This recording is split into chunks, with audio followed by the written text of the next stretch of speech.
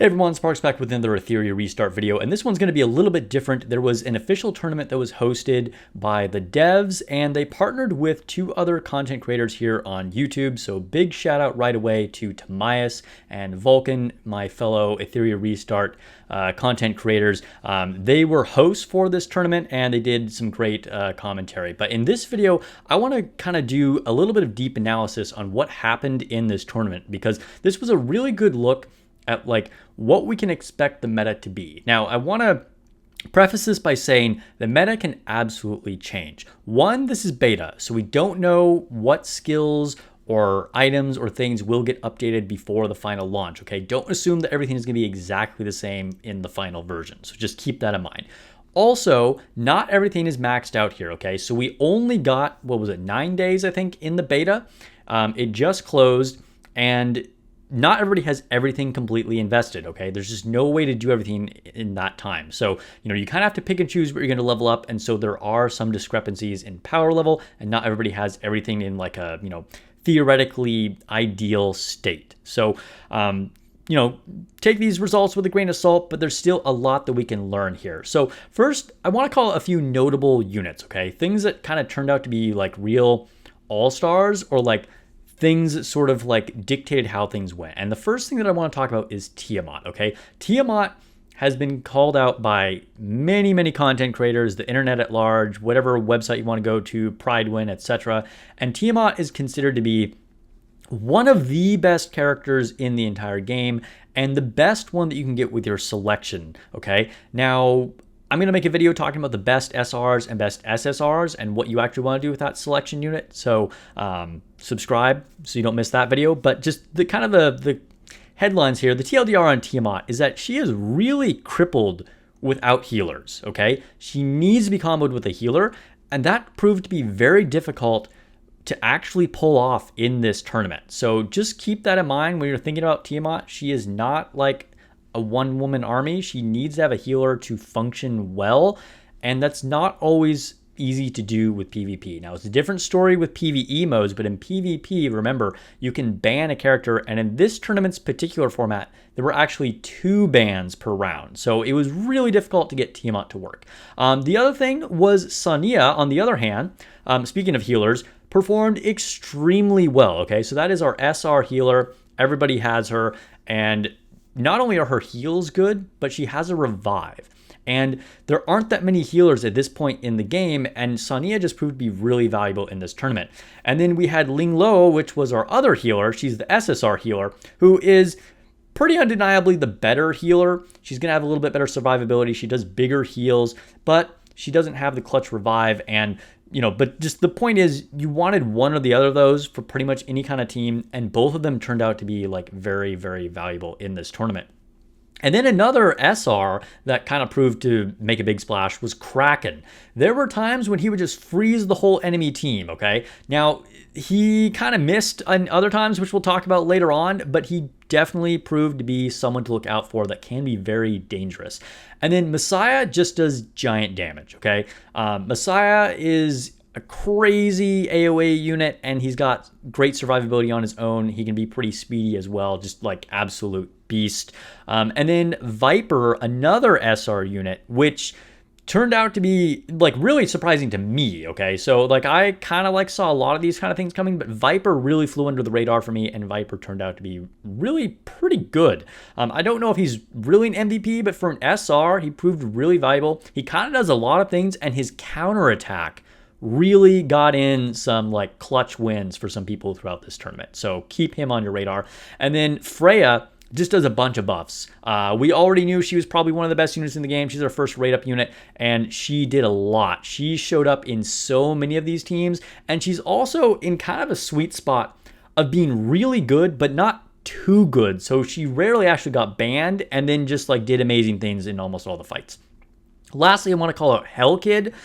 He has great, like immunity to debuffs. Hellkid put in a lot of work, and we saw him get banned quite a bit as well. And then when we were taking a look at equipment, one of my lights just went out, by the way, so things got a little dimmer. But when we take a look at equipment, some really valuable or notable equipment was speed, okay? Having the Swift Rush set was really, really useful, and also having immunity, okay? So there's another set that has immunity, and that allows you to like not get a debuff on you for a whole turn. And that was also really seen a lot in this tournament and will certainly be very, very valuable in PvP matchups. So with that said, let's go ahead and actually take a look at the first game.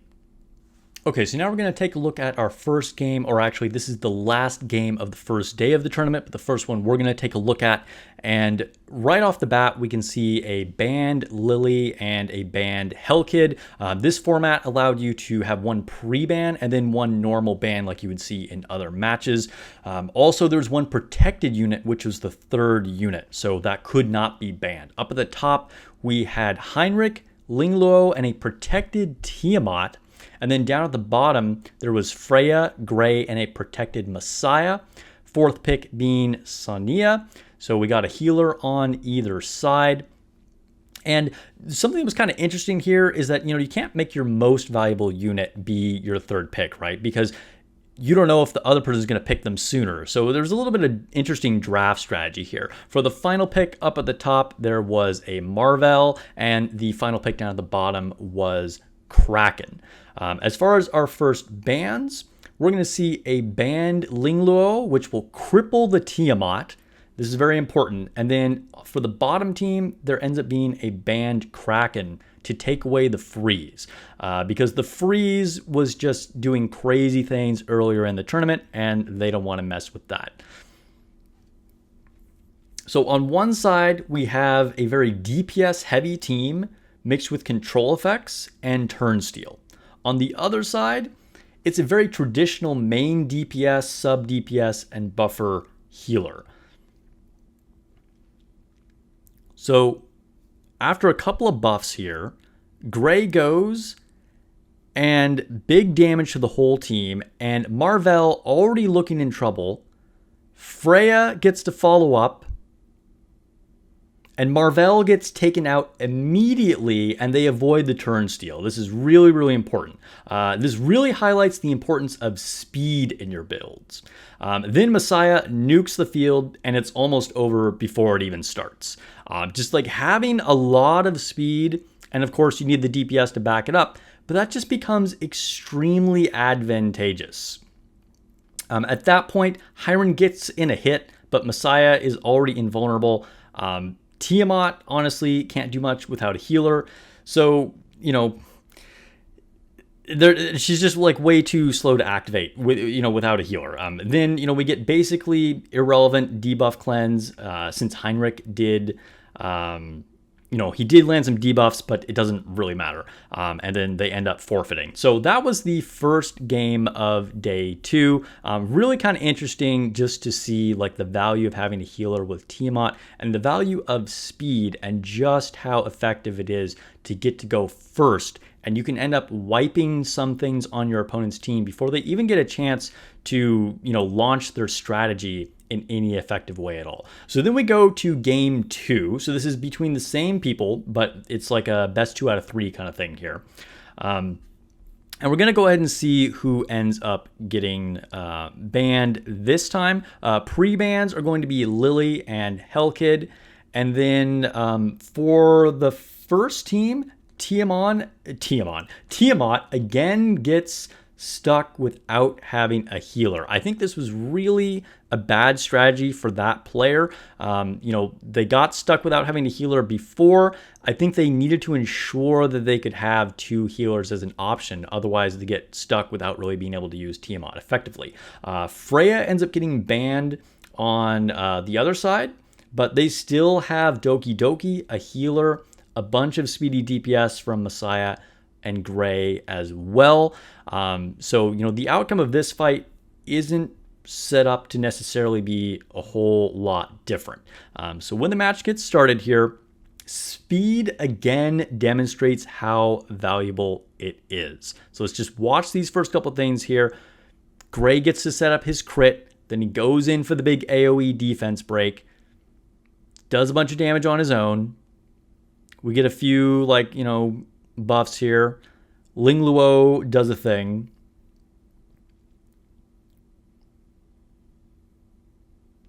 And then immediately the effect resist is so good.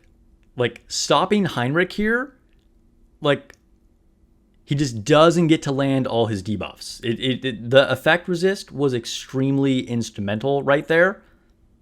Surprisingly, Doki Doki dies immediately, so it's suspected that they actually forgot to gear her up or she wasn't even built in the first place. There's a couple basic back and forth attacks here, and then Gray ends up clenching the W with a double kill with the help of his Shell's follow-up attack in a second here. And like getting that little follow-up attack from his Shell, you'll see, is just so good because you have a bunch of enemies over on the other side that are sitting there with kind of like low HP. So he can go in for one hit on his own. The AoE knocks him out, and then the follow-up knocks out the other one, and the other team ends up forfeiting because they're only sitting there with Heinrich. So really interesting matchups there, honestly. And again, just seeing how Tiamat really struggles out a healer and the value of speed.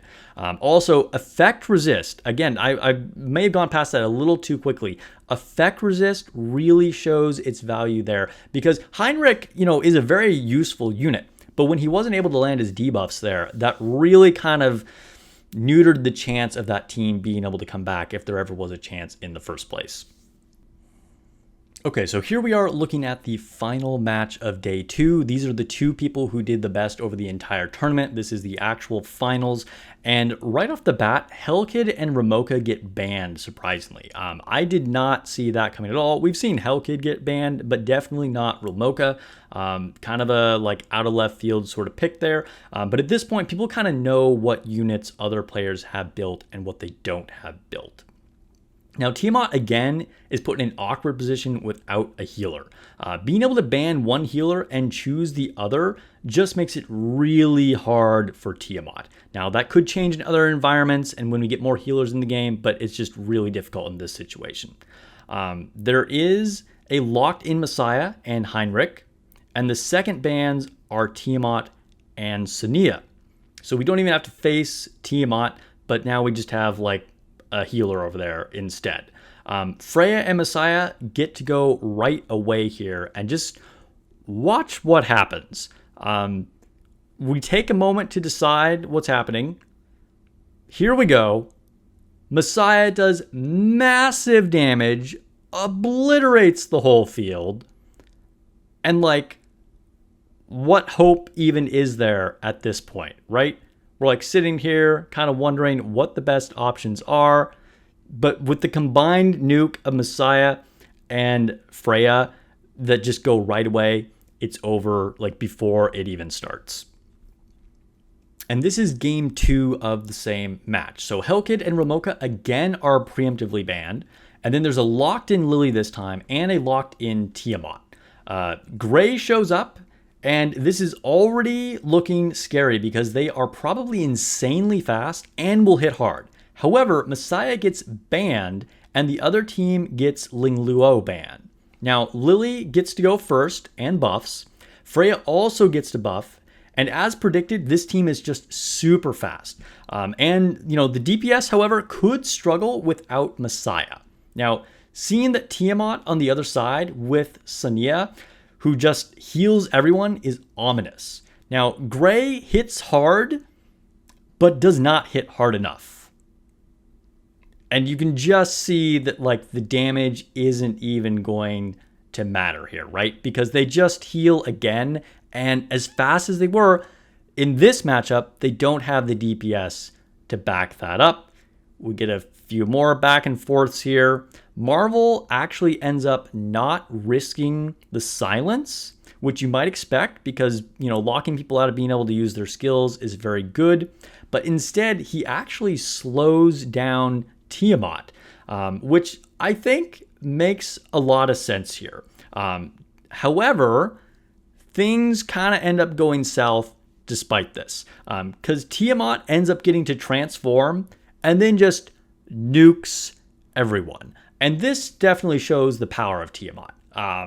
Just GG's, right? So this, this was a really, really interesting tournament, and just kind of seeing how, different combinations can be effective depending on what they're facing, who their teammates are. Now, teammates. Now, this, kind of sounds like obvious stuff, right? Like, of course, different combos are going to be better against different things, but the depth of gameplay in Etheria Restart is really surprising. And, the fact that they have built in this PvP system where you have a draft system where you can't use the same units and then you can do bans and things like that, I think really, really is a promising system, and I really look forward to doing this. Also, I am recruiting for my union, so anybody who is going to be looking for a competitive union, please hit me up on Discord. Link to my Discord in the description below. We already have several people on board, but we want to have as many people ready to go on day one as possible, and we're going to try and do well in both raids and PvP. But anyway, with that said, let's go ahead and just do a few closing thoughts here for this tournament. Effect resist is so valuable. We saw multiple times, like there were so many times when people tried to get in a clutch freeze or a stun or something, and effect resist just saved the other player. So having those lines of effect resist on your equipment is going to be really valuable, and potentially even going for the immunity equipment set is worth going for, but that's a very high level piece of gear. Also, Messiah is just a beast. He just wrecks everything. And I think no one thought he was bad before, but I think this tournament showed that he was like even better than a lot of people thought he was. And then Tiamat is honestly hard to use in PvP. Again, I don't want to say she's a bad unit. She is not. She's just very hard to set up. She's a very strong unit, but very mid without transforming, and she needs healers to get going. So just keep that in mind, depending on how you want to play and what you're going to prioritize in this game.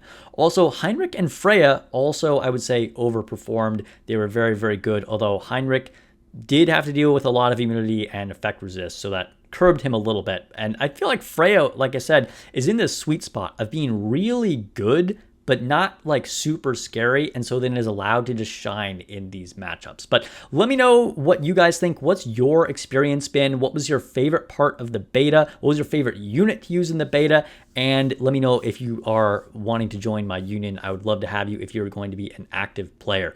All right, make sure you subscribe so you don't miss more Etheria Restart videos. I'm going to be putting out more videos even between the time now that the beta's ended and when the game launches on June 5th. So subscribe for all those videos, and I'll catch you guys later on stream.